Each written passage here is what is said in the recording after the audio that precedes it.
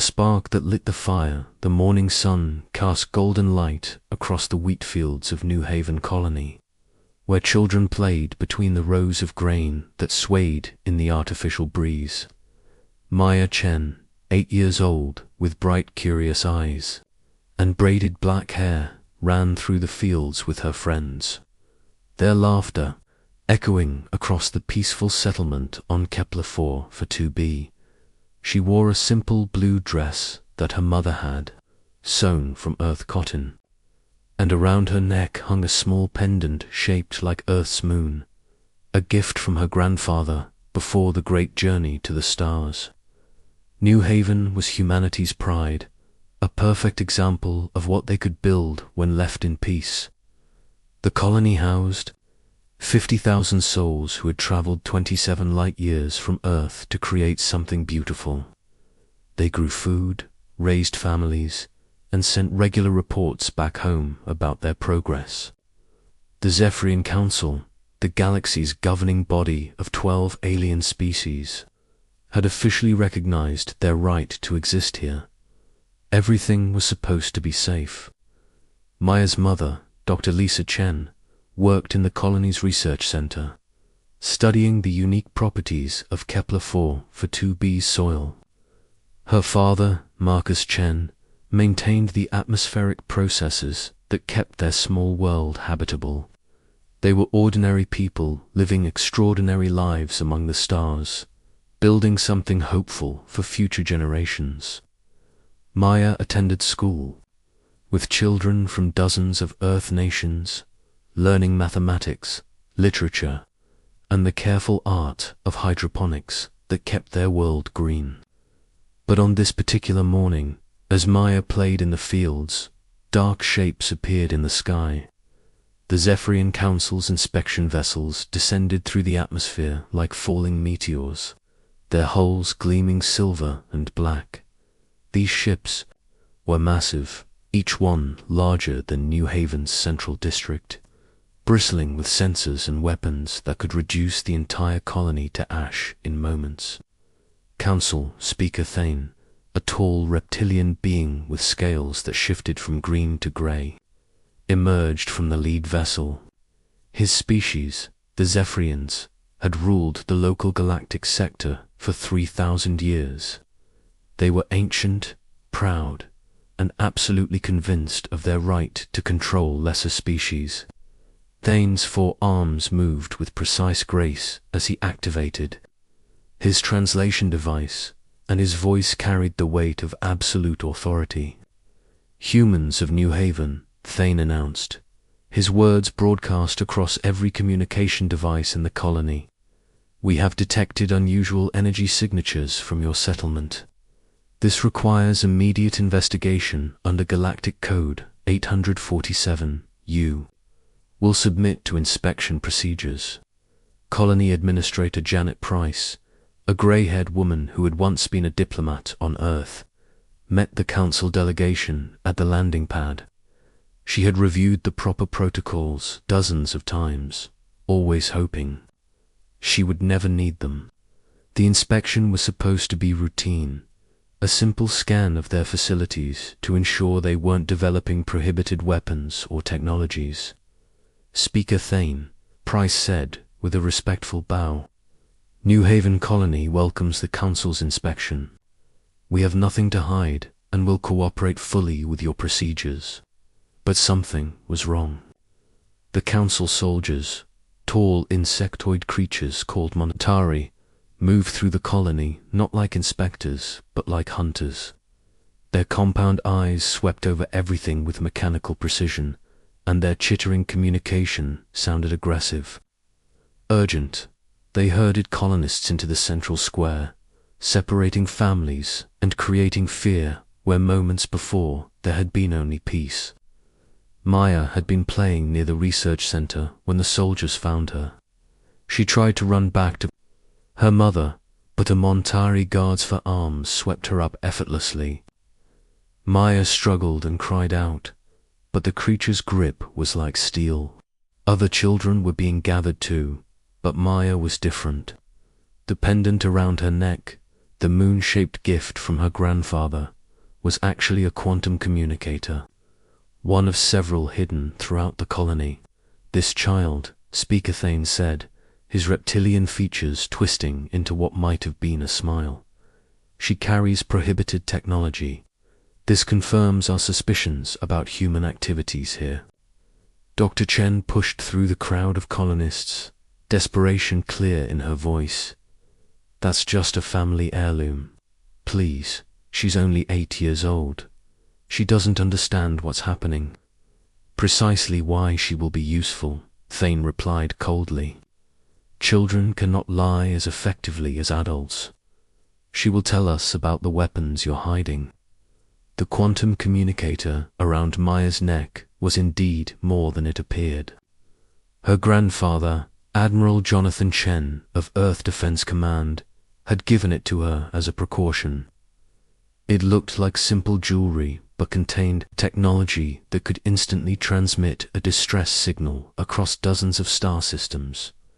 As the Montari soldiers carried Maya toward their ship, her small fingers found a pendant and twisted it as her grandfather had taught her. 27 light-years away, in a bunker buried beneath the Canadian Rockies on Earth, an ancient machine suddenly came to life. Lights that had been dark for decades began to pulse, and computers that had been sleeping in standby mode activated. With electronic whispers, the quantum signal from Maya's pendant had reached home, carrying with it biometric data, location coordinates, and most importantly, evidence that the child was in extreme distress. Admiral Sarah Cross sat in the command center of Earth Defense Command, her steel-gray hair pulled back in a military bun, her uniform bearing the scars of old campaigns. She had been reading reports about trade negotiations with the Centauri Alliance when the alarm began screaming. The quantum beacon system hadn't activated in over 30 years, not since the last time humans had been threatened by alien forces. "What's the situation?" Cross demanded as she strode toward the main display screen. Lieutenant Commander Torres, a young officer with nervous energy, pulled up the data stream. "Admiral, we've received a priority alpha distress signal from New Haven Colony. The beacon indicates a child in immediate danger. Biometrics show extreme stress, possibly torture." The main screen filled with an image that made every person in the command center go silent. Maya Chen's face appeared in a live transmission being broadcast across 17 star systems. The little girl was strapped to a metal chair in what appeared to be the Zephyrian ship's interrogation chamber. Her dress was torn, her face streaked with tears, but her dark eyes still held defiance. Speaker Thane's voice filled the room as the broadcast continued.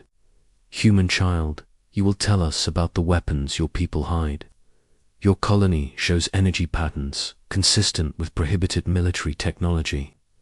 Maya's voice was small, but steady. "We don't have any weapons. We just grow food and study rocks." "Lies," Thane hissed, and gestured to one of his Montari guards. The insectoid creature activated a pain inducer, a device that sent controlled electrical shocks through Maya's nervous system. Her scream echoed through the command center on Earth, and several officers turned away from the screen. But Admiral Cross did not turn away.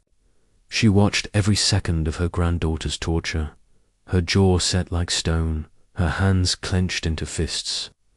When Maya screamed again, something changed in Cross's eyes. The diplomatic protocols, the careful balance of galactic politics, the years of peaceful coexistence, all of it burned away in an instant. "Torres," Cross said, her voice deadly quiet. "Activate the Prometheus Initiative." "Ma'am," Torres looked confused. The Prometheus Initiative was theoretical. It was never actually built. "Check again, Lieutenant Commander."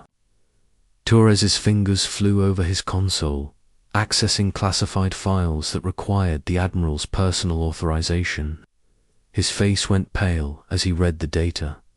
"Admiral, this says we have 47 stealth destroyers, 16 battle cruisers, and something called the Daybreak Array, but the construction costs alone would have bankrupted Earth's entire economy." Cross smiled, but there was no warmth in it. "Torres, do you think we spent the last 50 years just growing crops and building peaceful colonies? Do you think we forgot what the galaxy is really like?" The truth was stunning. While humanity had appeared to focus on peaceful expansion and trade, Earth's military-industrial complex had been secretly building the most advanced fleet in known space. The Prometheus Initiative had been funded through black budgets, hidden research programs, and technologies reverse-engineered from alien wrecks.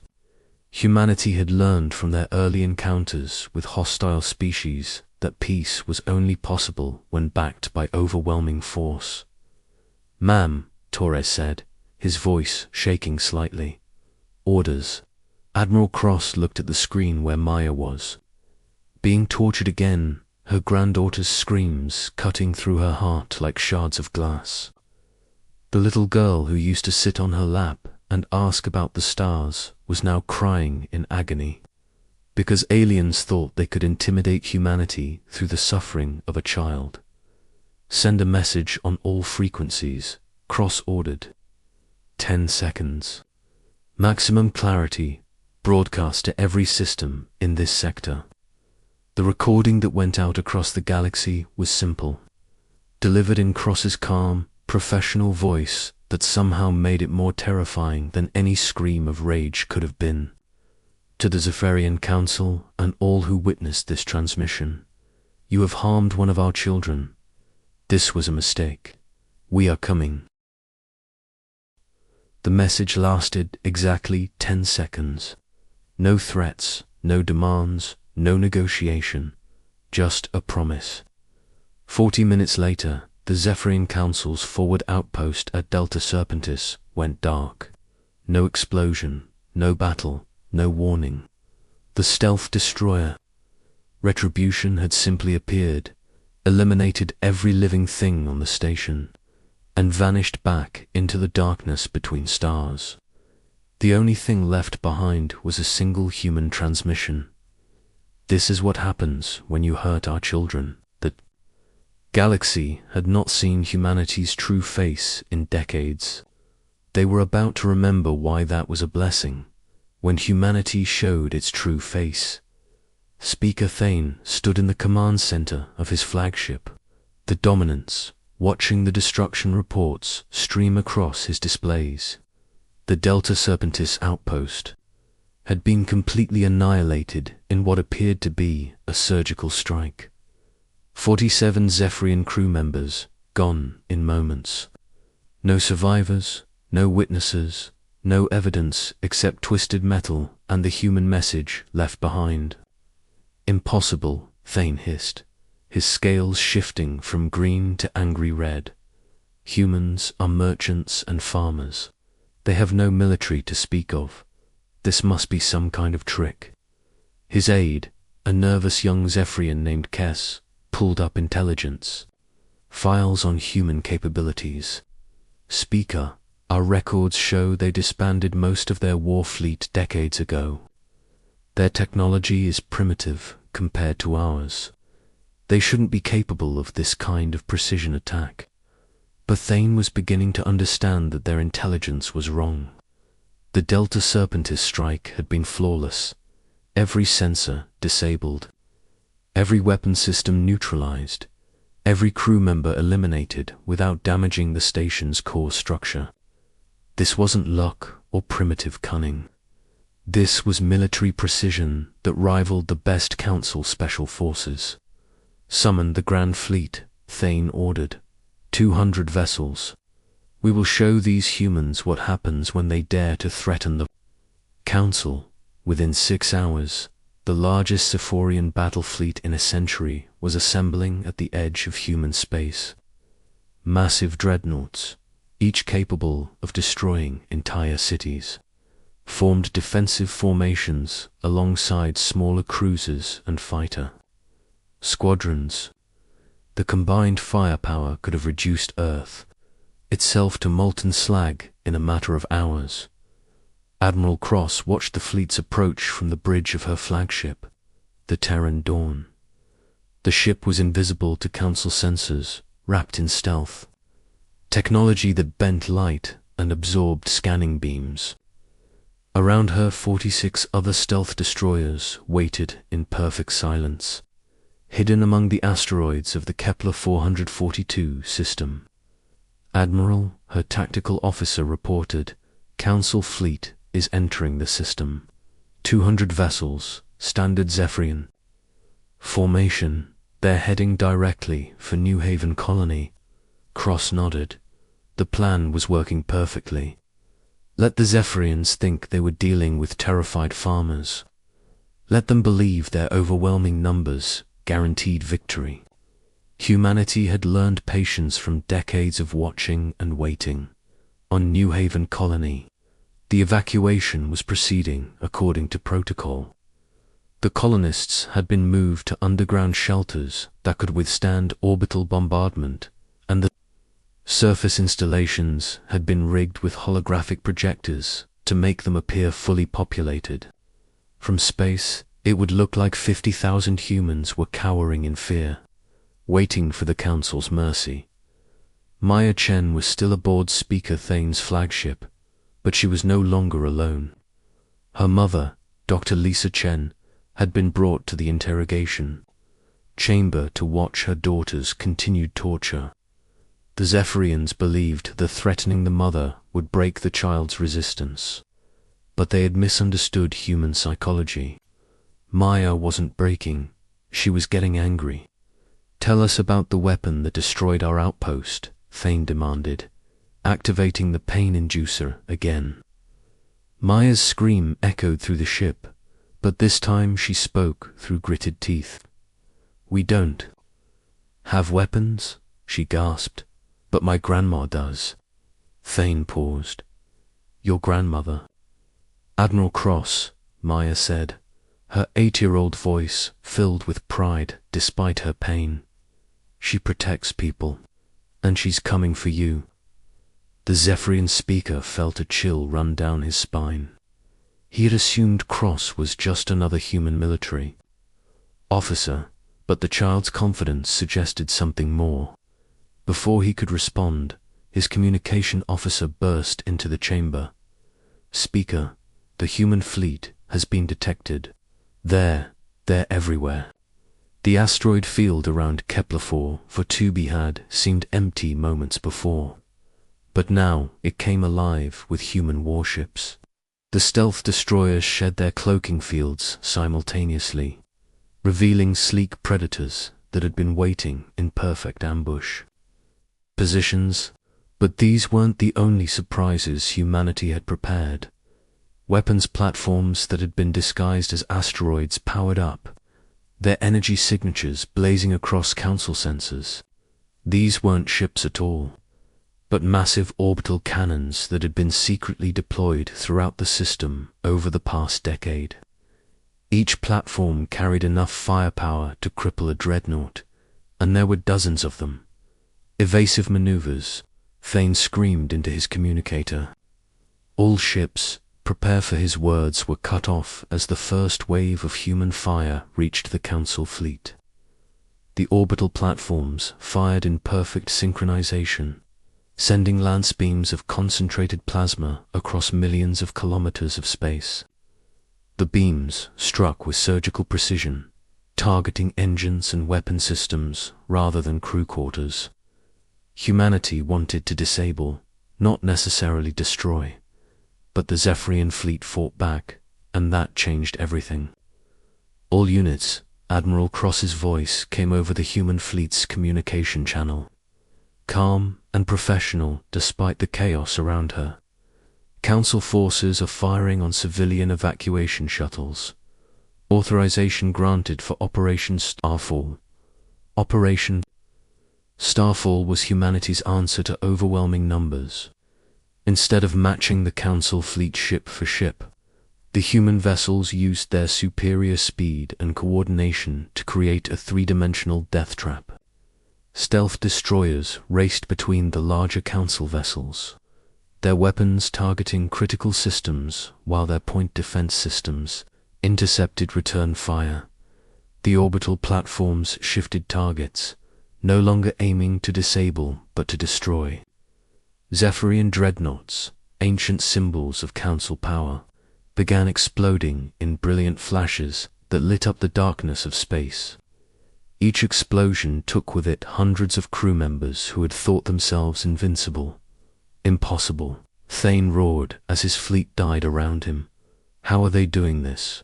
Our ships outnumbered theirs 4-1. The answer was simple but devastating. Humanity had spent decades studying Council tactics, learning their formations, understanding their weaknesses. Every battle the Council had ever fought had been recorded and analyzed by human intelligence. Meanwhile, the Council knew almost nothing about human military capabilities because humanity had hidden them so well. A human stealth destroyer, the Vengeful Angel, materialized next to Thane's flagship. Instead of firing immediately, it sent a communication. "Zephyrian vessel," came a woman's voice that Thane recognized as Admiral Cross herself. "You are harboring human civilians taken against their will. Surrender them immediately, and we will accept your withdrawal from this system." Thane looked around his command center. Half his displays were dark, damaged by the human attack. His weapons were offline, his engines crippled. Around him in space, the proud Council fleet was being systematically dismantled by an enemy they had underestimated. Completely. "Never," Thane hissed. "We are the Council. We do not surrender to inferior species." "Then you have chosen poorly," Cross replied. The Vengeful Angel didn't fire on Thane's ship. Instead, it deployed something the Council had never seen before. Boarding pods filled with human special forces. These weren't ordinary soldiers, but members of Earth's most elite units, enhanced with cybernetic implants and trained specifically for ship-to-ship combat. Within minutes, the human boarders had fought their way to the interrogation chamber where Maya and her mother were being held. The Montari guards, despite their size and natural weapons, were no match for humans fighting to rescue a child. The special forces moved with lethal efficiency, using weapons designed specifically to penetrate Council armor. Maya looked up as her rescuers burst through the door, her face streaked with tears, but her eyes still bright with defiance. The lead soldier, Sergeant Maria Santos, knelt beside the child's chair and began cutting through the restraints. "It's okay, sweetheart," Santos said gently. "We're here to take you home." "I knew Grandma would come," Maya whispered. Meanwhile, the space battle was reaching its conclusion.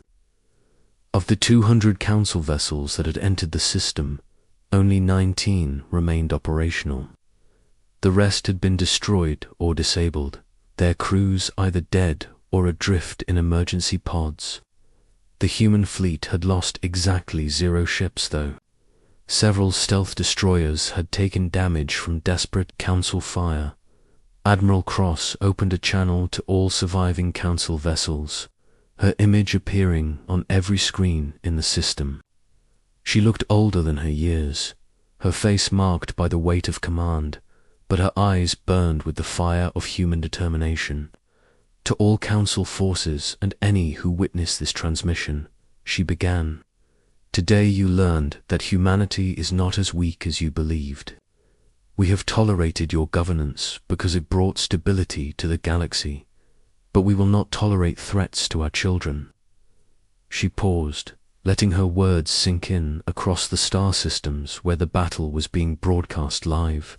From this moment forward, any action taken against human civilians will be considered an act of war against Earth and all her colonies. We have shown restraint today by allowing survivors. Do not mistake this mercy for weakness. If you harm our people again, we will not leave survivors."